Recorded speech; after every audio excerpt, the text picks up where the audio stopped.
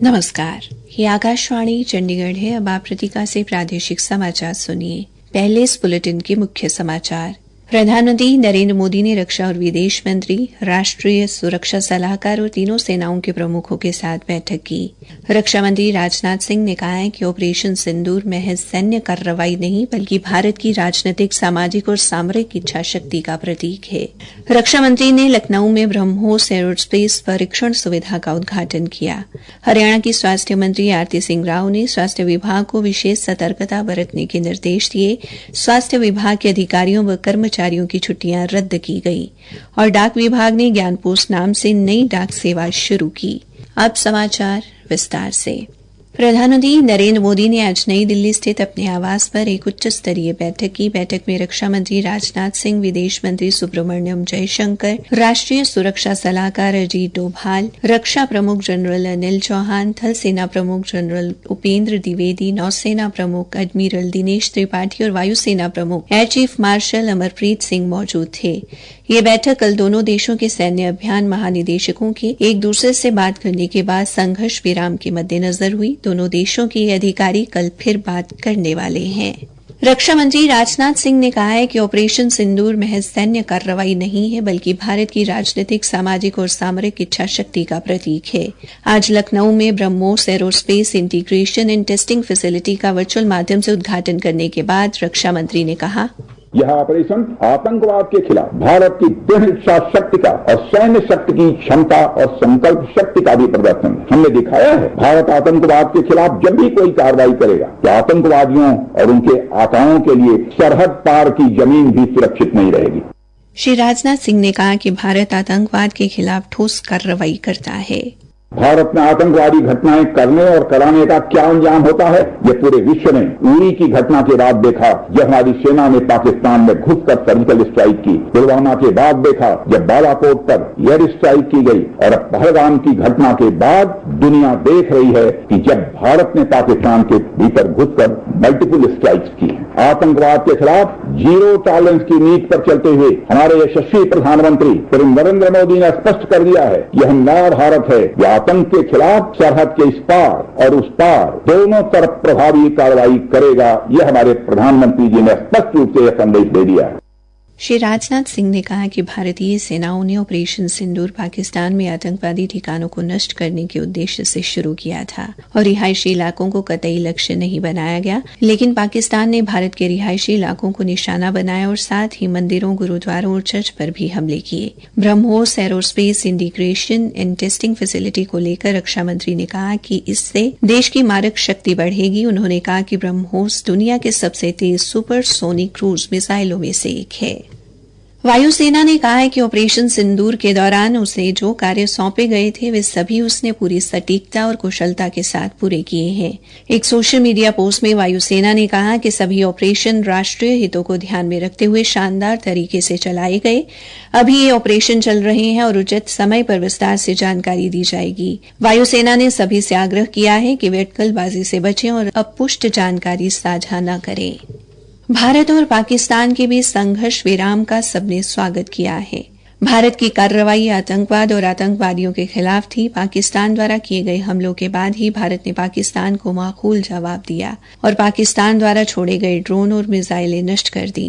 पहलगाम आतंकी हमले में जान गंवाने वाले नेवी के लेफ्टिनेंट विनय नरवाल के पिता राजेश नरवाल ने अपनी प्रतिक्रिया देते हुए कहा, 22 अप्रैल का दिल्ली वाला कायराना तरीके से किया गया जो हमला था नियतों पर, जिसमें कि मेरा बेटा लेफ्टिनेंट विनय नरवाल भी विक्टिम हुआ, उसका बदला भारत सरकार ने बहुत अच्छे से लिया है। वो काबिल तारीफ है। जब बात आती है सीज फायर की, तो ये तो राष्ट्र अध्यक्ष ने और हमारे देश के यशस्वी प्रधानमंत्री ने निर्णय लिया है, उससे सहमत है। कुरुक्षेत्र में कांग्रेस विधायक अशोक अरोड़ा ने संघर्ष विराम पर प्रतिक्रिया देते हुए कहा, बहुत अच्छी बात है। भारत तो शुरू से शांति चाहता है। लड़ाई हमारी कोई पाकिस्तान के खिलाफ नहीं थी, लड़ाई हमारी आतंकवाद के खिलाफ, आतंकवाद को शह देने के लिए ये लड़ाई शुरू हुई थी और अब सीज फायर हुआ, अच्छी बात है। प्रादेशिक समाचार आकाशवाणी चंडीगढ़ से प्रसारित किए जा रहे हैं। हमारे बुलेटिन और ताज़ा समाचारों के लिए आप हमारी वेबसाइट newsonair.gov.in पर लॉगिन कर सकते हैं। ये समाचार हमारे YouTube चैनल और x handle Akashvani news Chandigarh पर भी उपलब्ध हैं। हरियाणा की स्वास्थ्य मंत्री आरती सिंह राव ने भारत पाकिस्तान सीमा पर बनी वर्तमान स्थिति और पाकिस्तान द्वारा बार बार संघर्ष विराम उल्लंघन की घटनाओं के मद्देनजर राज्य के स्वास्थ्य विभाग को विशेष सतर्कता बरतने के निर्देश दिए हैं। स्वास्थ्य मंत्री के आदेशानुसार स्वास्थ्य सेवाएं महानिदेशक ने सभी सिविल सर्जन और मुख्य चिकित्सा अधिकारियों को सख्त आदेश जारी किए हैं और राज्य के सभी स्वास्थ्य अधिकारियों और कर्मचारियों की सभी प्रकार की छुट्टियां तुरंत प्रभाव से रद्द कर दी गई है। यह भी कहा गया है कि कोई भी अधिकारी या कर्मचारी अपने जिले मुख्यालय नहीं छोड़ेगा। आदेश अनुसार छुट्टी पर चल रहे अधिकारी अथवा कर्मचारी को तुरंत काम पर लौटना होगा। आदेशों का उल्लंघन करने वालों के खिलाफ विभागीय अनुशासनात्मक कार्रवाई की जाएगी। स्वास्थ्य मंत्री ने कहा कि जनता की सेवा सर्वोपरि है और इस समय विभाग को एकजुट होकर काम करने की जरूरत है। राज्य सरकार ने जिला स्तर पर सभी अस्पतालों और प्राथमिक स्वास्थ्य केंद्रों में आवश्यक संसाधनों की उपलब्धता सुनिश्चित करने के भी निर्देश दिए हैं। आपातकालीन दवाओं, रक्त भंडारण, एम्बुलेंस सेवाओं और चिकित्सा कर्मचारियों की तैनाती की निगरानी के लिए नियंत्रण कक्ष सक्रिय कर दिए गए हैं। लोकसभा सांसद कुमारी सैलजा ने कहा है कि हाल ही में भारत और पाकिस्तान के बीच चले 4 दिवसीय संघर्ष के दौरान सिरसा का वायुसेना अड्डा पूर्णतः सुरक्षित रहा। मीडिया को जारी बयान में सांसद ने पाकिस्तान के झूठे प्रचार की कड़े शब्दों में निंदा करते हुए कहा कि हमारे जवानों की बहादुरी और निगरानी के कारण ही सीमाएं पूरी तरह सुरक्षित हैं। अगर पाकिस्तान फिर से कोई दुस्साहस करता है तो देश की जनता और सुरक्षा बल एकजुट होकर उसका मुंह तोड़ जवाब देंगे। दिल्ली हवाई अड्डे से उड़ानों की आवाजाही सुचारू रूप से जारी है। दिल्ली अंतर्राष्ट्रीय हवाई अड्डा लिमिटेड डायल ने एक परामर्श में कहा कि वर्तमान परिदृश्य में नागर विमानन सुरक्षा ब्यूरो के अनिवार्य सुरक्षा प्रोटोकॉल के लिए उड़ानों के समय में बदलाव हो सकता है और यात्रियों को सुरक्षा जांच के दौरान भी इंतजार करना पड़ सकता है। यात्रियों को संबंधित एयरलाइन के संचार माध्यमों से संपर्क में रहने और निर्धारित दिशा निर्देशों का पालन करने को कहा गया है।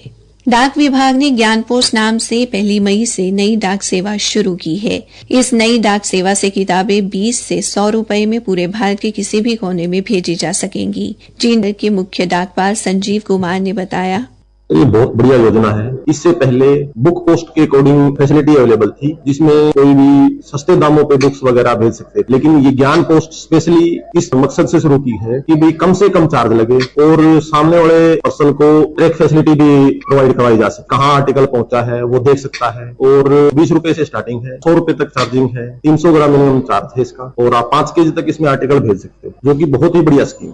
ज्ञान पोस्ट सेवा शुरू होने पर चीन के एक नागरिक ने कहा, चीन में डाक विभाग ने जो ये सेवा शुरू करी है ज्ञान सेवा, इसे है ना मतलब आम लोगों को और हमें बहुत फायदा होगा। अगर हमें है ना किताब भी दूसरी जगह से मंगवानी पड़ा करती तो हमारा ज्यादा पैसा लगा करता और इनकी मात्र शुल्क है 20 रुपए। ये एक बहुत अच्छी पहल है डाक विभाग की। इस सेवा का मुख्य उद्देश्य सामाजिक, धार्मिक, सांस्कृतिक और शैक्षिक सामग्री, किताबें, पत्रिकाएं या साहित्यिक दस्तावेज को देश के किसी भी कोने तक रियायती दरों पर पहुंचाना है। विज्ञान और प्रौद्योगिकी राज्य मंत्री जितेंद्र सिंह ने राष्ट्रीय प्रौद्योगिकी दिवस के अवसर पर आज नई दिल्ली में विज्ञान और प्रौद्योगिकी विभाग द्वारा आयोजित एक कार्यक्रम में भाग लिया। उन्होंने एक रक्तदान शिविर का भी उद्घाटन किया। इस अवसर पर श्री जितेंद्र सिंह ने कहा कि राष्ट्रीय प्रौद्योगिकी दिवस पोखरण परीक्षण की सफलता की याद दिलाता है। उन्होंने कहा कि प्रधानमंत्री नरेंद्र मोदी के शासन में पिछले 1 दशक में विज्ञान, नवाचार और प्रौद्योगिकी के क्षेत्र में बहुत विकास हुआ है। उन्होंने कहा कि सरकार विज्ञान और प्रौद्योगिकी से संबंधित शोध को बढ़ावा दे रही है। अंत में मुख्य समाचार एक बार फिर। प्रधानमंत्री नरेंद्र मोदी ने रक्षा और विदेश मंत्री, राष्ट्रीय सुरक्षा सलाहकार और तीनों सेनाओं के प्रमुखों के साथ बैठक की। रक्षा मंत्री राजनाथ सिंह ने कहा है कि ऑपरेशन सिंदूर महज सैन्य कार्रवाई नहीं बल्कि भारत की राजनीतिक, सामाजिक और सामरिक इच्छा शक्ति का प्रतीक है। रक्षा मंत्री ने लखनऊ में ब्रह्मोस एरोस्पेस परीक्षण सुविधा का उद्घाटन किया। हरियाणा की स्वास्थ्य मंत्री आरती सिंह राव ने स्वास्थ्य विभाग को विशेष सतर्कता बरतने के निर्देश दिए। स्वास्थ्य विभाग के अधिकारियों व कर्मचारियों की छुट्टियां रद्द की गई और डाक विभाग ने ज्ञान पोस्ट नाम से नई डाक सेवा शुरू की। इसी के साथ ये समाचार बुलेटिन समाप्त हुआ।